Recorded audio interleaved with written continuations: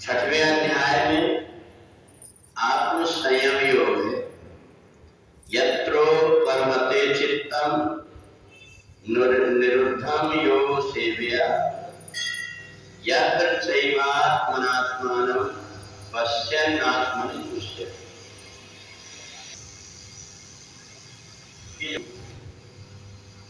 जो व्यक्ति अपनी चित्तवृत्तियों को संभाल लेता है, ये चित्तवृत्तियां उस व्यक्ति के जीवन को बदल देती है। हमारा जो मन है ये कई प्रकार की उलझनों में फंसा हुआ है और इसके लिए ही हमें परमात्मा की भक्ति करने की आवश्यकता होती है। जब हम परमात्मा की भक्ति करते हैं, ये हमारा मन धीरे धीरे करके और परमात्मा में स्थिर होने लगता है। परमात्मा में स्थिर हुआ मन फिर इधर उधर भागता नहीं।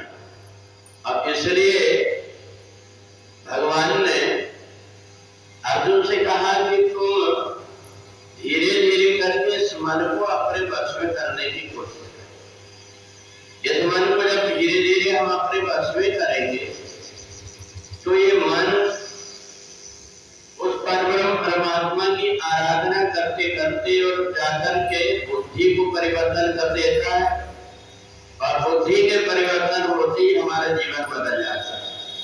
तो हमें ये जो शरीर मिला हुआ ये साधना का धाम है और इस शरीर को प्राप्त करके जब हम परमात्मा की भक्ति करते हैं और परमात्मा की भक्ति करते करते जब ये मन पवित्र हो जाता है तो फिर ये अनेक जन्मों के हमारे कर्म बंधन को नष्ट कर देता है।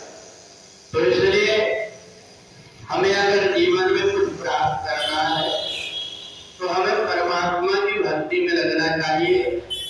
और इसलिए आत्म संयम योग में बताया कि अनेक जन्मों के जो कर्म होते हैं वो आकर के इस मनुष्य शरीर में हमें भुगतना पड़ता है और इसलिए शरीर को साधन धाम कहा।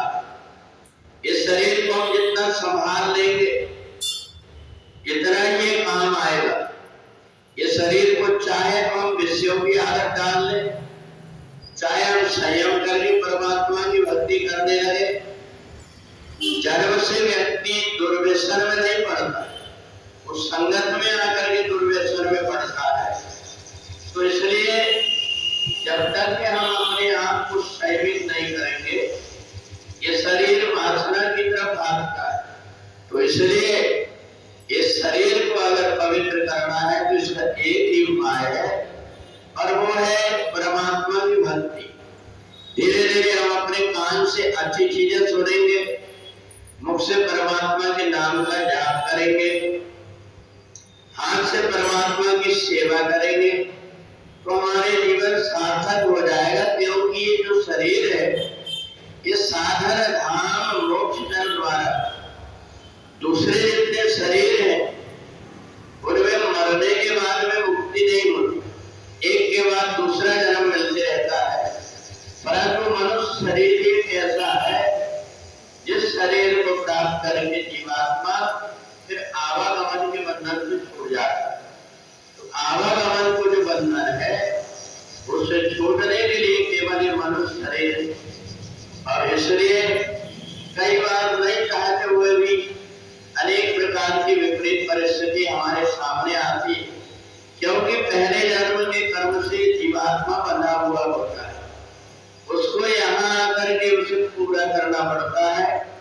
इसलिए कुछ व्यक्ति जन्म से ही तीव्र बुद्धि के होते हैं, कुछ व्यक्ति मंद बुद्धि के होते हैं, कुछ व्यक्ति संसार में आकर के साधना करके अपने आप को सुधार लेते हैं और कुछ व्यक्ति इसी संसार में आकर के विषयों में कुसंगति में पड़ करके अपने आप का पतन कर लेते हैं। तो जो इस जन्म में आकर के आत्मा को सुधार कर लेता वो आत्मा का मित्र कहलाता है और जो इस शरीर को प्राप्त करके आत्मा को संसार में उलझा लेता है वो इस आत्मा परमात्मा का शत्रु कहलाता है। तो इसलिए संसार में आकर के परमात्मा की भक्ति करना ये सबसे बड़ा संयम है। और इस योग के कारण सभी योग अपने आप सध जाते हैं। तो इसलिए जब हम परमात्मा की भक्ति करते हैं तो हमारे जीवन सार्थक हो जाता है। पूरे वृंदावन बिहारी